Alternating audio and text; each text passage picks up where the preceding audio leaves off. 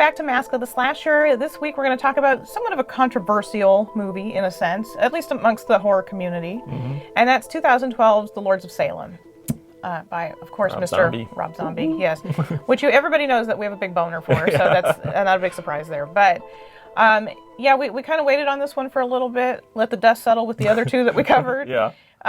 So we're going to go into that. Plus, it was February of 1696 is when the Salem witch trials started. There you go. So, happy witch trials. Yay! Yeah, no, not really. Yay. Yeah. Just kidding. Yeah. We were both, of course, very excited to see this movie when it came out, and we did see it in the theater because like I said, we have big boners for him. And anytime you go to a Rob Zombie concert, usually you're going to see a preview of a movie. Yeah, he's usually going to plug whatever. Yeah, it usually coincided with whatever was happening, which was strange. Also, when this movie came out, he was putting out another album, too, at the same time. So there is that. This movie, of course, takes place in Salem, Massachusetts, because that's where the Salem witch trials were, so it makes sense, right? Right.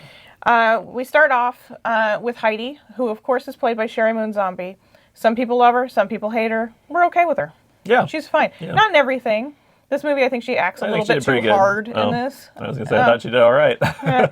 There's sometimes I feel like she's trying a little too hard. Okay. So the movie starts with a little preamble. In 1696, we have Jonathan Hawthorne writing in his journal about the witchy stuff that's going on in Salem.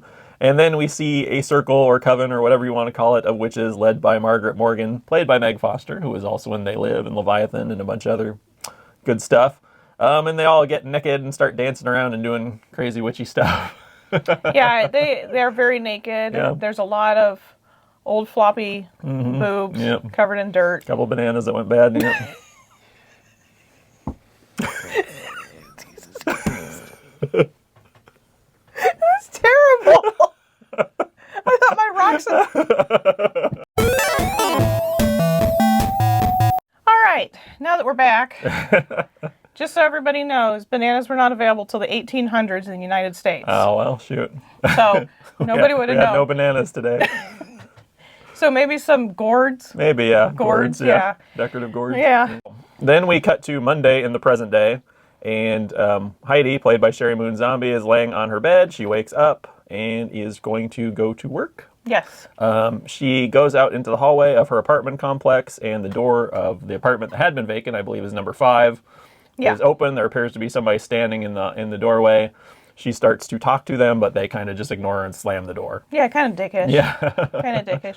I want to back up for a second, though. Sure. I think her bedroom, pretty rad. Oh, yeah, for sure. Except for that moon dude. Oh, yeah, you don't like the moon dude. I don't like the moon dude. He's creepy looking. I can't even remember what that's from. It's from an old silent movie called From the Earth to the Moon. There you go. Creepy looking. Yeah.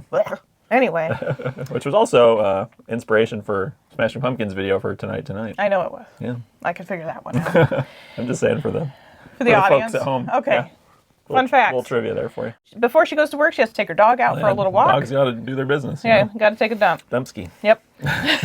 And so she goes to take her dog downstairs, and her landlord comes out, and she starts talking to her, about this apartment. She said, "Oh, I saw the new tenant," and landlord's like, "Well, I didn't rent it out, so I don't know what you're talking about." And that was pretty much the end of that conversation. Right. And then we see her actually going to work.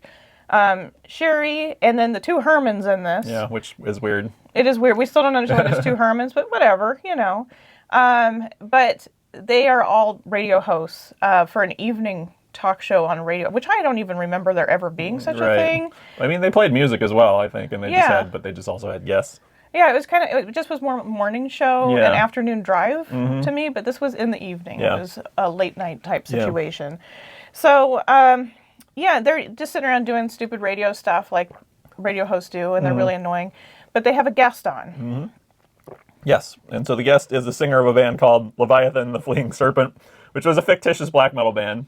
And what's kind of cool about it is that Rob Zombie and John 5 actually created a song for this band. I believe it's called Crushing the Ritual. And you can actually watch the music video that they made for it. Yeah, dude's there, and they're just teasing him. Yeah, they're kind of just making fun of him, and he's trying to be all serious about satanic shit. Yeah, and, I have to say that we've all been there. If you are fans of black metal, you've been to black metal shows, people who are in black metal bands, there is a time when they were very serious. Yeah. And it was ridiculous. Yeah, and I'm certain that they drew inspiration from interviews with, like, Gall from Gorgoroth and Varg of Burzum, what is the primary ideology or primary ideas that fuel Gorgoroth's music?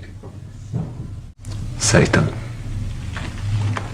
Yeah. I'm certain that's where some of that inspiration came from. You know? Yeah, because they're kind of ridiculous. And I'm sure that some of those people even go to Rob Zombie shows and he's met their ridiculous asses. Right. So, you know, it just is what it is, but it's very, it's pretty obvious. Yeah. Yeah.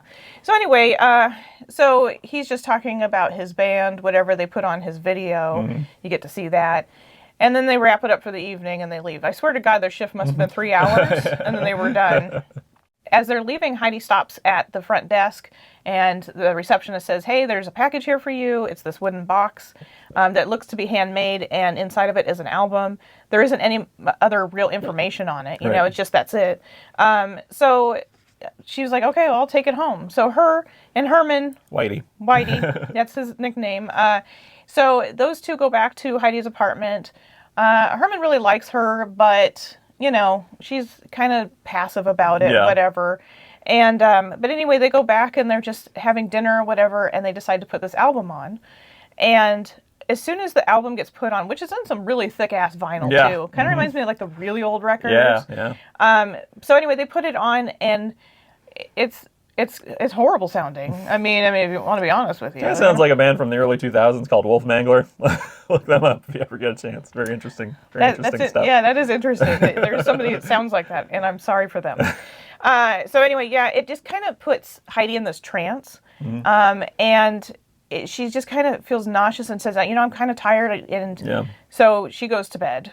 When Heidi starts to feel like shit, though, when this record is playing, they kind of keep going through flashbacks back to these floppy titty witches. Right. And, you know, watching them dance around the fire with their coven and all their stuff.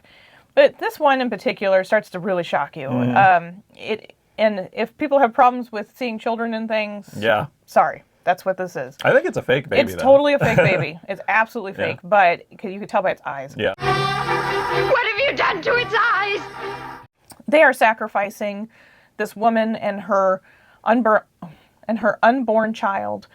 The main witch, Margaret Morgan, she's the one that takes the baby out, and she's holding it and smelling it and licking it and says that she's disgusted by it, and it's because it's human. Yeah, they were trying to get a demon baby.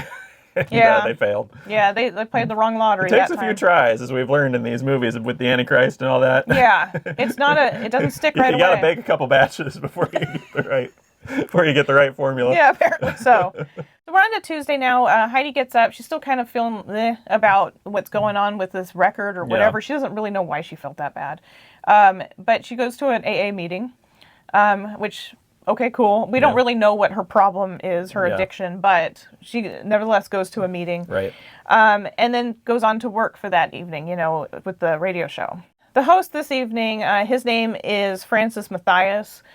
He is an author of a book, and they're talking. It's about the Salem witch trials, of course. Yeah. I have to say, I can't imagine that anybody in Salem at this point is like, yes, I would like another Salem witch trial book.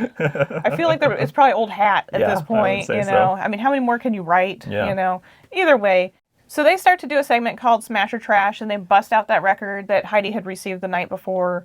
And they're going to go play it. And we see a bunch of women who are working in their regular jobs, a pizza parlor, whatever, a florist or some shit like that. One woman completely naked, of course, because we have to have titties. We have to have that. But there is a tiny cameo in this. Yeah. So we get Barbara Crampton for about 2 seconds, who, of course, was in We Are Still Here, which we just covered not too long ago.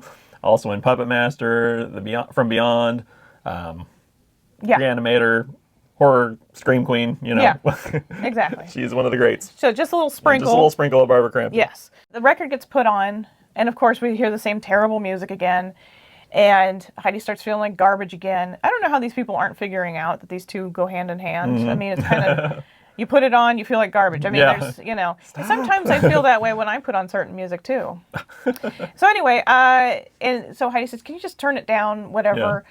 Well, Francis, the author, he's questioning this because he said, "Oh, what's the name of the group again?" And they're like, "Oh, it's the Lords." And they had made a joke about, "Oh, it must be the Lords of Salem," and blah, blah, blah. And something just sticks with him. And obviously, I mean, he's an author of this book and whatever, so of course he's going to be intrigued. His wife is back home. She's an artist that makes horrible artwork, by the way.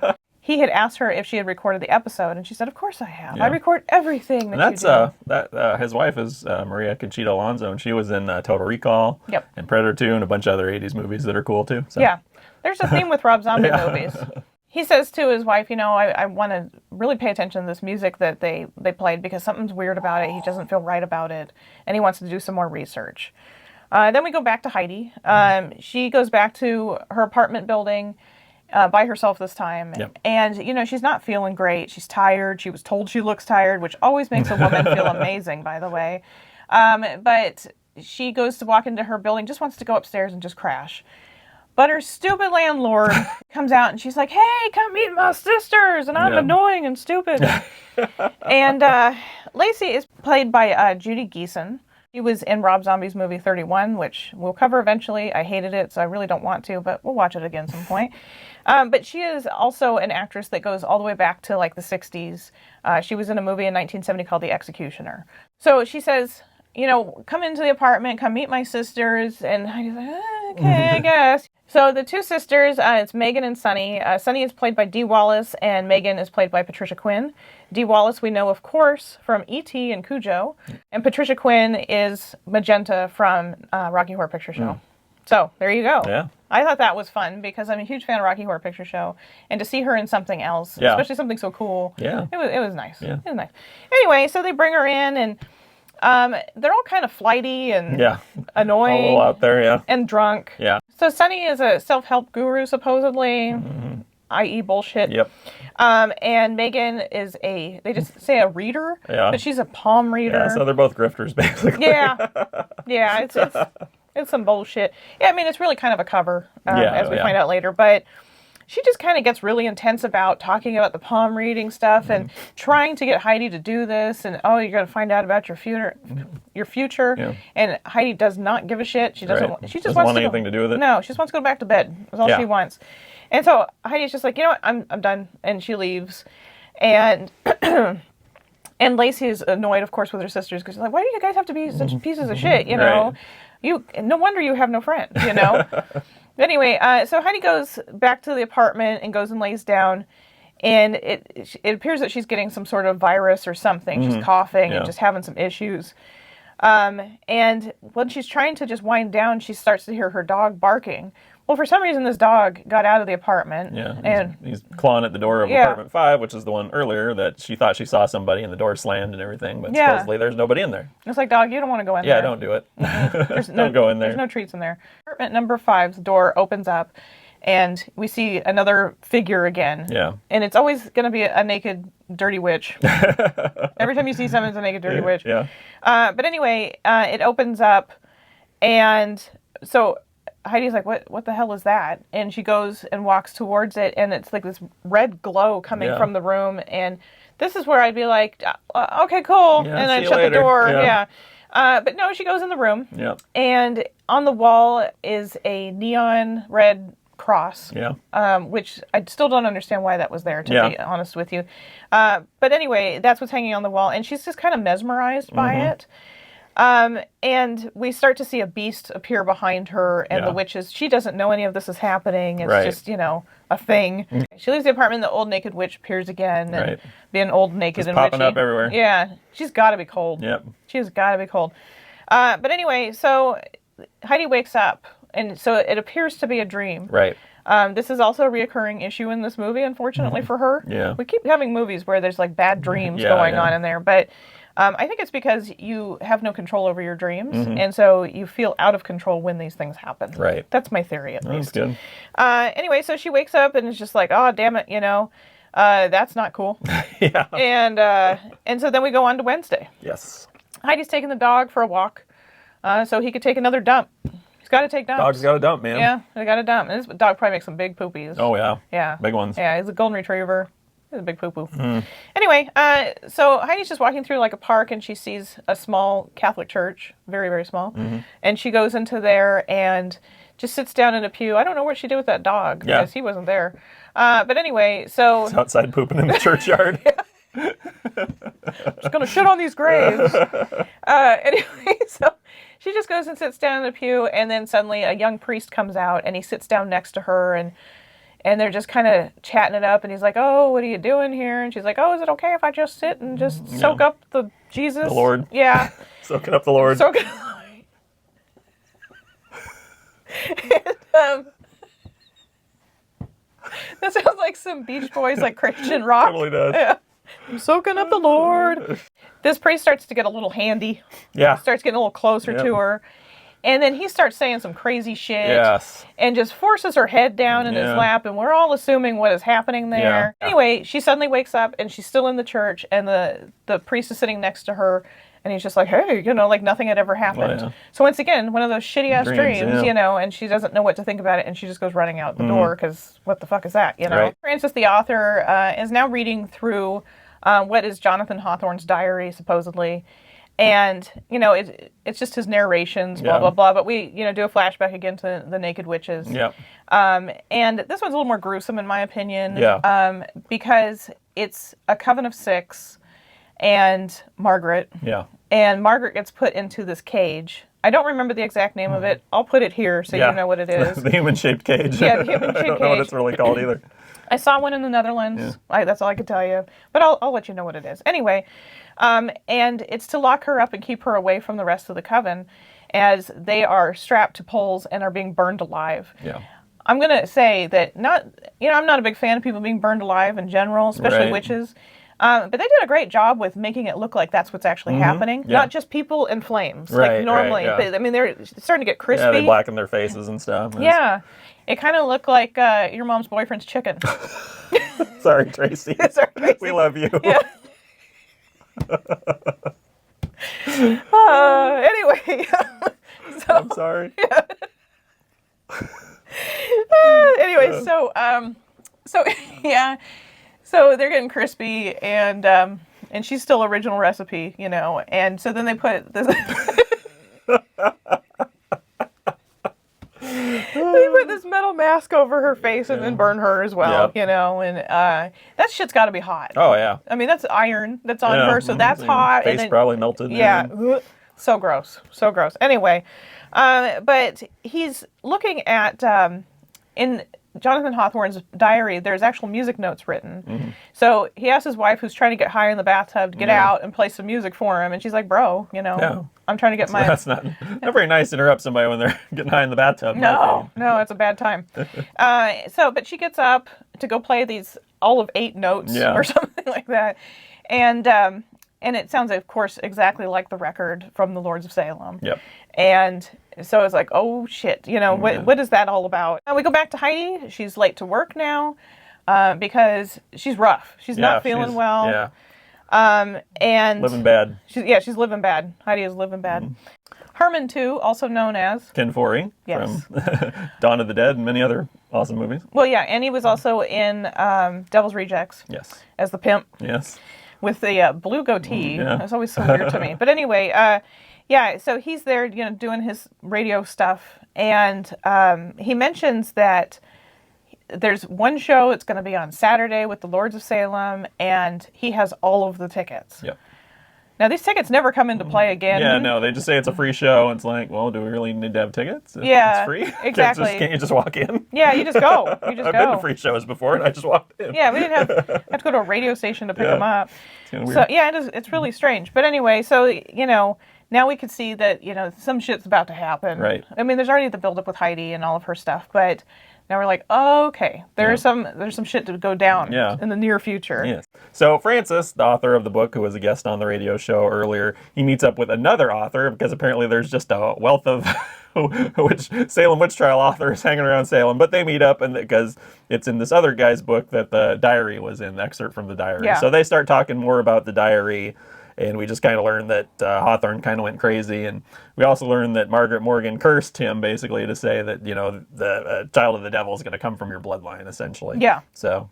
Yeah, she was saying all this stuff. She was being burned alive in that crispy cage. Yep, the crispy cage, Yep. yes. And he also says that, he's aware of the music thing. And, but that's kind of where we end with Bro. Yeah. I really kind of wish he had come back at some point and tied that together. Anyway. So we're back with Heidi again, and she had gone to Herman Whitey's apartment because she said she just had to get out of her apartment. It was just she just need to get out of her head, right. He knows her history and questions whether or not she's been clean. So now we know that she is either crack, cocaine, Something. meth, Yeah. heroin, some along those lines. But and she of course gets snappy and she's like, I'm fine, Yeah. I'm not doing anything. But she starts coughing up blood. Yes. And Herman runs to call 911, and suddenly we see these faceless doctors, and they go over and they essentially hit Herman over the head and kill him. He's just gonna He's just touch kinda- him and he kind of croaks. Like, eh. Yeah. So after they've killed Herman, then the doctors grab her and put her on this table and take this baby from her, which is this weird squid-looking Yeah. thing. I don't know, it's gross. Yeah. And then she wakes up again. Right. So once again, she's still dreaming. having weird dreams. And Fucked these up dreams thing, yeah, there are some fucked up dreams. It's very Rosemary's Baby with the dreams. Yeah. That's the idea, I think, is the same thing, because Rosemary doesn't know that she's, Yeah. getting inseminated with the devil's sperm. Well, yeah. Yeah, I think there's a lot of parallels with Rosemary's Baby because you've got the apartment, and Yeah. everything, and The glossy black paint yeah. is Rosemary's Baby. And I know that's weird to pick up on that little detail, but I'm lame like that, I guess. Next we see Heidi just visiting some old friend, also known as the drug dealer. Yep. And she is getting whatever she is getting. We don't know yet. Yeah. But we're on to Friday now. Heidi's been having a party in her apartment by herself, party of one, Yep. and her crack pipe. Yep. And it's unfortunate because I don't know why she thinks that's going to make it better. Right. But apparently she does. So Francis is continuing his research, and he finds out that Heidi, her real name is Adelaide Elizabeth Hawthorne, and she is the great-great-great-granddaughter. Many greats. Many greats, the Hawthorne family, and that's never a good sign. Right. And so you start to see, okay, well, this is where the curse comes back into play, Right. and now we see why she feels like shit. Yep. But anyway, so Francis tries calling her, but Megan is there and answers the phone, and it's just like, no, Yep. you Wrong can't, number. yeah, can't talk to her, and don't call again, you're Yeah. rude, and she's just a dick. Yeah. Because these women have decided to invade Heidi's world Yeah. and go into her apartment and nurse her, once again like Rosemary's Baby, Yep. where they kind of keep her away from things. Yep. So she can, birth this Satan child at some Right. point, which is why she's so sick, by the way. Yeah. Which also, once again, Yeah, Rosemary's Rosemary's Baby, Baby, yeah. she was so sick in that. At least she didn't get a shitty haircut in that one. Right. So after that happens with Frances, the sisters, as I refer to them, they put her in an old-ass wheelchair, and she's fucked. Yeah. And they roll her back down to apartment 5, and it's like, no, you don't want to go in there. But they do, and she gets up and walks out from the wheelchairs, but just dazed and she's jacked up. And this is where things get really weird. Yes. This is very Dario Argento. Yeah. When we get to this point, Yeah. it's kind of crazy looking. Yeah. But anyway, we're in some big grand ass hall, and just a bunch of crazy shit happens in this. I'm not going to go through all Yeah, of we it. get the little sweet potato man. Yeah, it looks like a little sweet potato baby thing. I'm not sure what that's even supposed to be. I think it's. Is that supposed to be Satan? I don't know. Yeah. Why is he a little sweet potato man? I feel like it's her future. Oh. I think it's like, because you remember the baby was pulled from her in one Right, dream. right. So I think it's him as like a toddler almost. Okay. It's gross. Yeah. And it's probably the part of the movie that disappoints me the most. Yeah. Because it looks so stupid and Yeah, ridiculous, and it just takes you right out of how cool this could have Yeah. been. Just my opinion. Yep. Anyway. And then there's like a thing where like Heidi is holding onto umbilical cords yeah. that are attached to him, and she looks like she's doing that rope thing, that Yeah, exercise yeah, rope yeah. thing, and I'm like, Yeah. well, I guess you got to stay Yeah. fit, you know. Yeah, if you watch WWE, the videos of any wrestler coming back from injury, you'll see him doing that rope thing. The rope thing, yeah. Got to do the rope thing. How to do the rope thing. So then the sisters are like, all right, you've seen the weird shit. I'll take you back to bed That's now.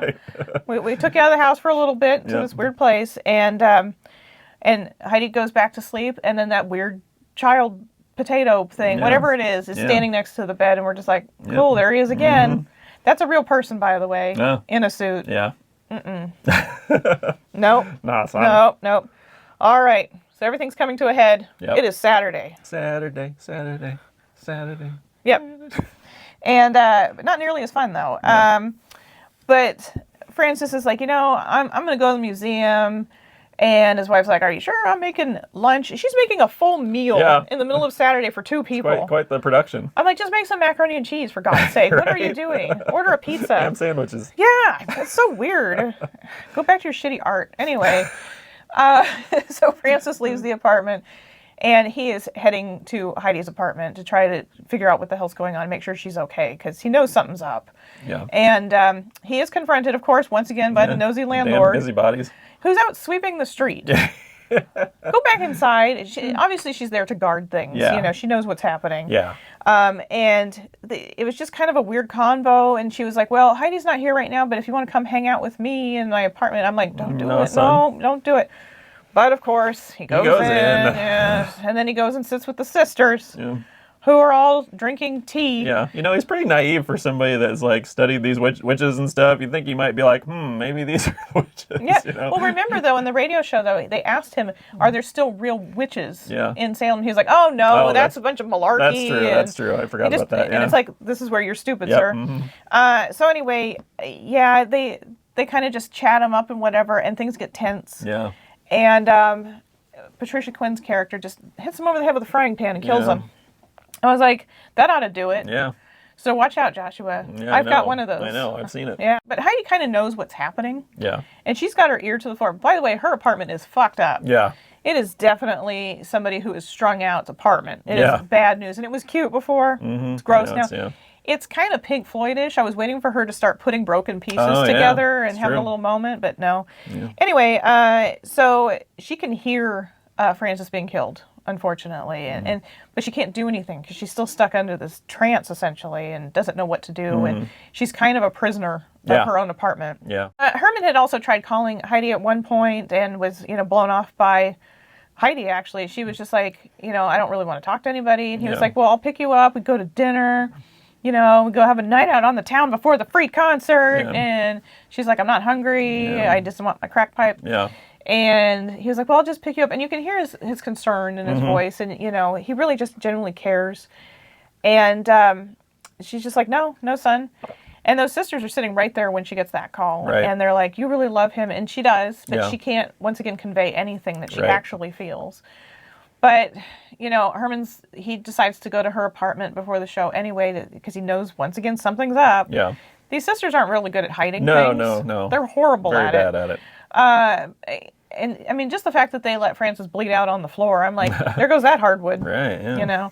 But anyway, so Herman shows up, and the sisters are all trying to keep him from going upstairs to Heidi's apartment.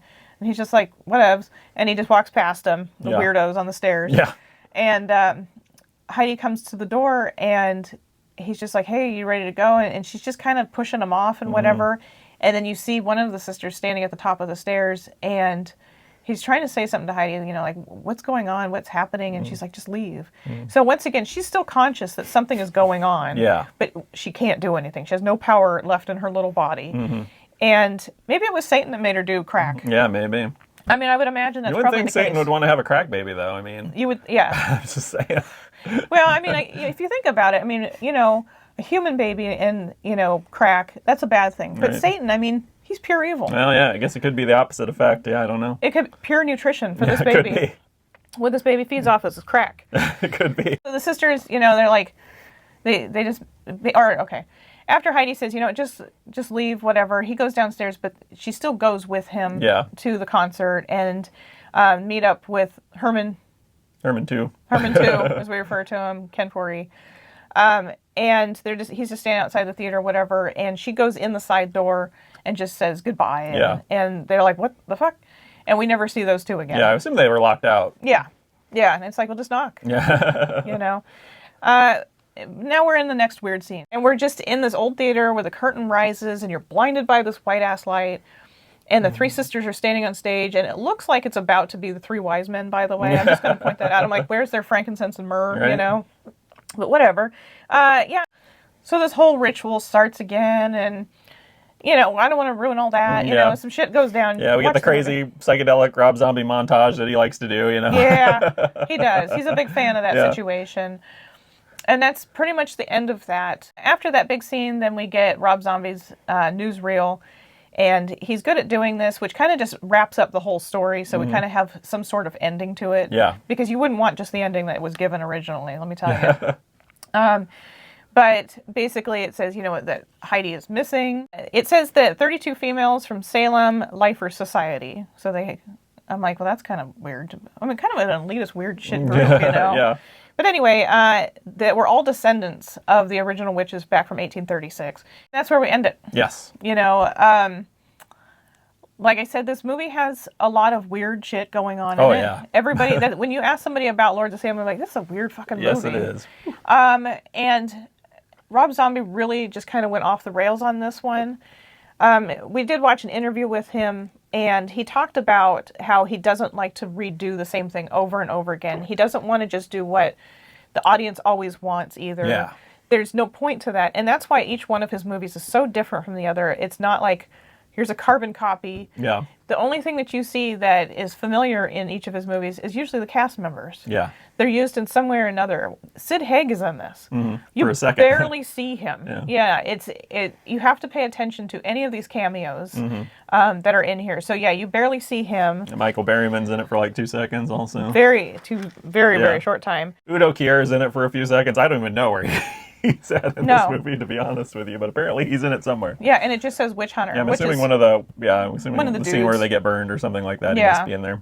And so that was kind of funny because, the movie, all that stuff. But anyway, yeah, that's where you see any sort of similarities in his stuff.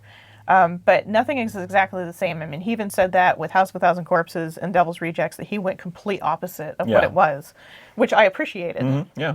Because originally when House of a Thousand Corpses came out, I've said it before, I was not a huge fan. It was very jarring to me, and just a lot of loud color and that kind of thing. Yeah. I've, of course, grown to love it, but Devil's Rejects actually was my favorite over the two. Yeah, and I still think Devil's Rejects is the better of the two movies, to be honest. I mean, I do love House of a Thousand Corpses also, but yeah, I think by going in such a different direction, he may actually end up making a better movie. Yeah. Something else he mentioned about making this movie was that it was filmed in only 4.5 weeks. He had a third of the budget that Devil's Rejects had.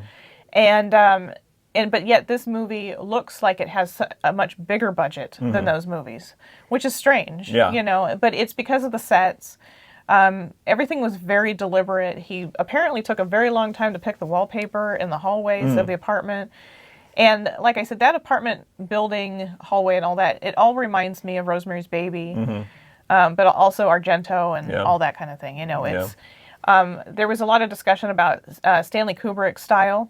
I don't see it as much as I do Argento. Yeah, I'd say there's a little sprinkle of The Shining in there, Yeah. but not as much as Argento. And maybe it's just because the guy that interviewed him didn't know. I mean, it was like 12 years ago or something. This interview was 11 or 12 years. It was a horrible video, by the way.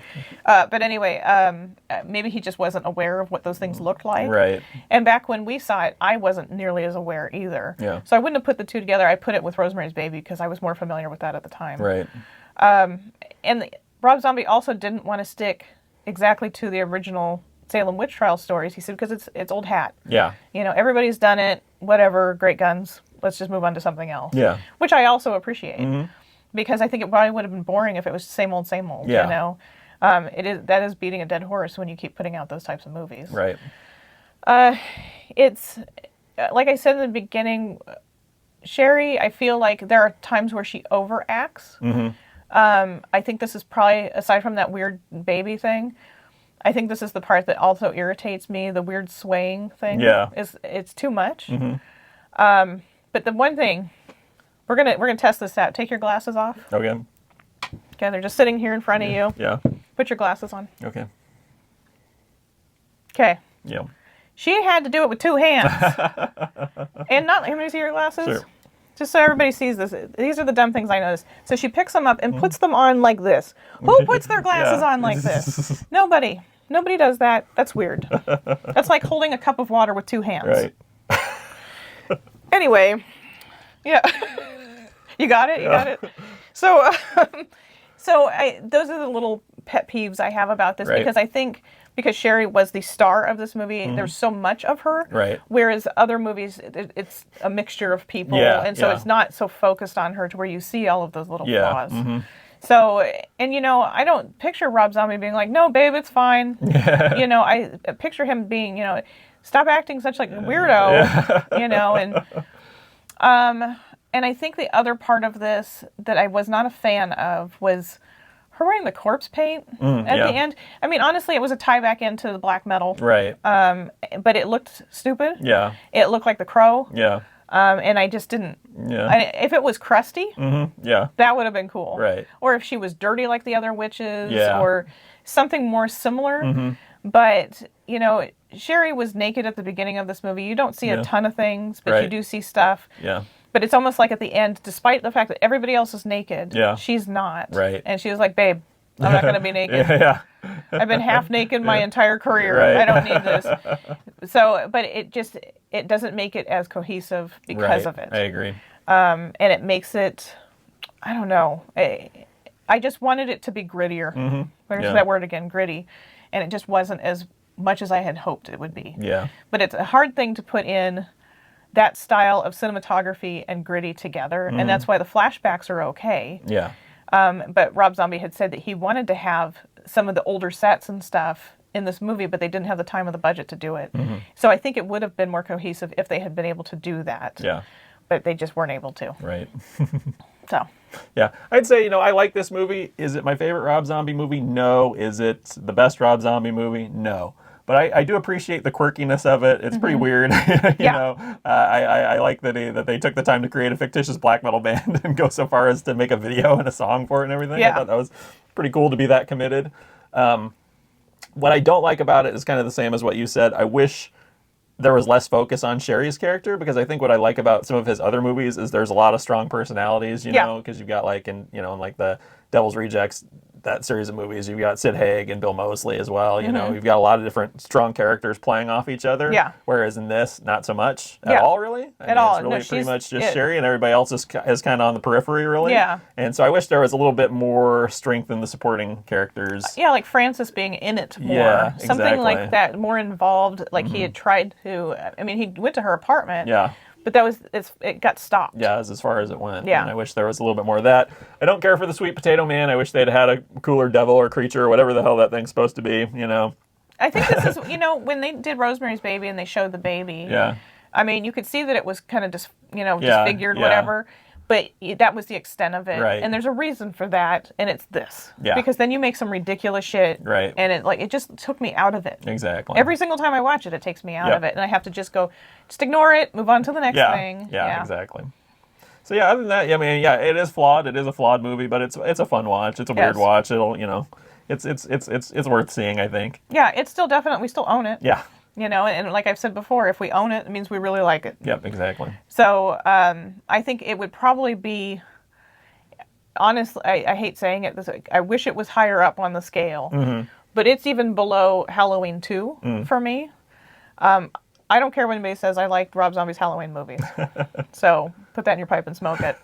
We'll talk about them later at some point. Eventually, But yeah, I think it's below that, and like I said, I think it's just the fact that it's not very cohesive. And it just, maybe because he was restricted to such a short time span. Yeah, I mean, he had a rush time frame, a small budget. I mean, I think he just kind of did the best he could, probably. You know? And like I said, it's still a good movie. It's just not on the level of some of his others. Yeah, it could have been a lot better. Yeah.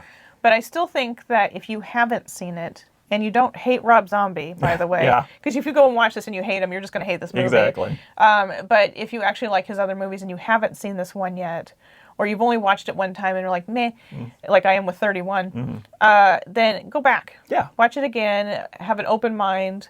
Like I said, if you've watched Argento, you'll see that in there. You'll see the sprinkles of things that we're talking about. But give it a chance. Yeah. Give peace a chance, man. Yeah. So I think that's it for this one. We'll be back next week, as always. And please like, subscribe, share, all that fun stuff. And we'll see you next week. Bye! Sitting around a fire, they're pledging their allegiance to Satan. They're getting naked and get to see some floppy stuff. The milk's gone bad. That's all I gotta say. Oops. Yep. Covered in dirt. Couple bananas that went bad.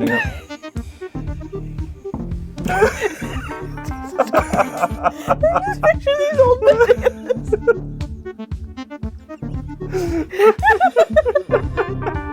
I need a Kleenex. I can't see anything.